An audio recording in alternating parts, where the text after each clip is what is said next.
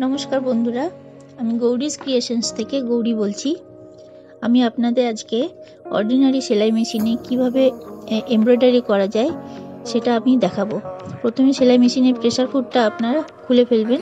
Pressure foot খুলে নিয়ে তারপর যে নিডল আছে, এটা 11 নম্বর নিডল নিলে সবচেয়ে সুন্দর এমব্রয়ডারিটা বসে, সুন্দর সূক্ষ্ম এমব্রয়ডারি হয় এবং খুব সুন্দর জিনিসগুলো তৈরি হয়। 21 নম্বর নিডলও আপনাদের নিতে হবে।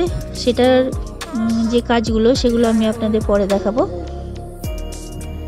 এখন এই যে নিডলটা নিয়ে আর 9 নম্বর ফ্রেম নেবেন। 9 নম্বর ফ্রেমে এমব্রয়ডারি খুব ভালো বসে, খুব ভালোভাবে তৈরি করা যায়। আর একটা জিনিস আপনাদের লক্ষ্য রাখতে হবে, সেলাই মেশিনে যেন তেল সবসময় দেওয়া থাকে। সপ্তাহে একদিন অন্তত তেল দেবেন যাতে মেশিনটা ফ্রি থাকে। ফ্রি থাকলে এমব্রয়ডারি খুব সুন্দরভাবে